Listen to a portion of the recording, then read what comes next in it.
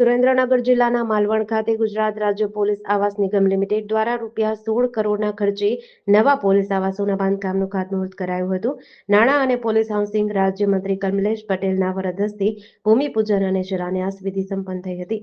આ પ્રસંગે સાંસદ ચંદુભાઈ શિહોરા, ધારાસભ્ય પી.કે. પરમાર, જિલ્લા પોલીસ અધિક્ષક પ્રેમસુખ ડેલુ સહિતના મહાનુભાવો હાજર રહ્યા હતા.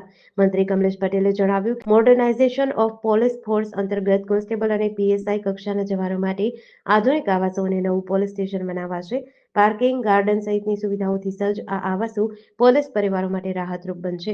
જિલ્લા પોલીસ અધિક્ષક પ્રેમસુખ ડેલુએ જણાવ્યું કે માલવણ પોલીસ સ્ટેશન ભૌગોલિક રીતે મહત્વપૂર્ણ છે અને અહીં લાંબા સમયથી પોલીસ આવાસની અછત વર્તાઈ રહી હતી, જે હવે દૂર થશે.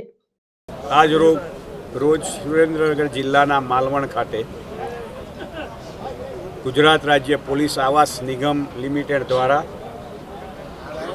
મોડર્નાઇઝેશન ઓફ પોલીસ ફોર્સ અંતર્ગત કુલ 16 કરોડના ખર્ચે કોન્સ્ટેબલ કક્ષાના કર્મચારીઓ માટે, પીએસઆઈ કક્ષાના કર્મચારીઓ માટે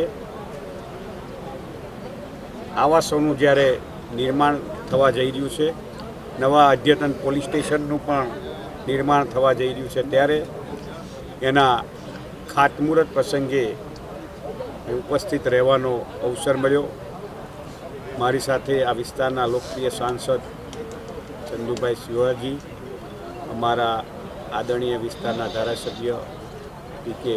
પરમારજી અને પોલીસ અધિક્ષકની અને સર્વે આગેવાનોની નિશ્રામાં આજે આ વિસ્તારના પોલીસ વિભાગને, જવાનોને અદ્યતન મકાનો પ્રાપ્ત થાય એવા સરસ સુવિધાથી સજ્જ, પાર્કિંગથી લઈ, ગાર્ડનથી લઈ બધી સુવિધાથી સજ્જ મકાનો બનવાના છે. ત્યારે પ્રજાના સુખ માટે 24 કલાક કામ કરતા, ગુજરાતની શાંતિ માટે 24 કલાક કામ કરતા ગુજરાતના અને એમાંય સુરેન્દ્રનગર જિલ્લાના માલવણ વિસ્તારના સર્વે પોલીસ જવાનોને આ મકાનો ટૂંક સમયમાં બનીને પ્રાપ્ત થશે, ત્યારે ખરેખર એમના પરિવારો માટે પણ એક સરસ નવા મકાનોમાં રહેવાનો અવસર થશે.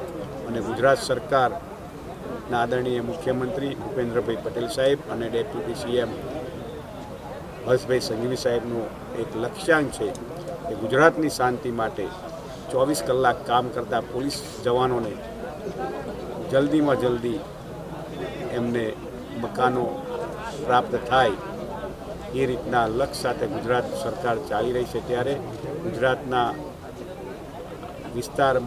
આખા વિસ્તારમાં પોલીસના પૂરતા આવાસો તાત્કાલિક બનાવવાનું લક્ષ્ય સાથે આ ગુજરાત સરકાર ચાલી રહી છે. એમાં આદરણીય મુખ્યમંત્રી સાહેબનું નેતૃત્વ અને આદરણીય ડેપ્યુટી સીએમ શ્રી હર્ષભાઈ સંઘવી સાહેબની નિશ્રાથી આ કામ ઝડપથી થઈ ગયું છે. આજ રોજ 16 કરોડના ખર્ચે માલવણ મુકામે એ જ લક્ષ્યને સિદ્ધ કરવા માટે Gujarat housing board, police housing board એ આજે એના નેતૃત્વમાં આજે ખાતમુહૂર્ત થયું છે. ખૂબ ખૂબ શુભકામના. જેડીસી ન્યૂઝ સાથે દિનેશ ગામવા સાથે ઋતુલ કુમાર ધામેજા, ધ્રાંગધ્રા.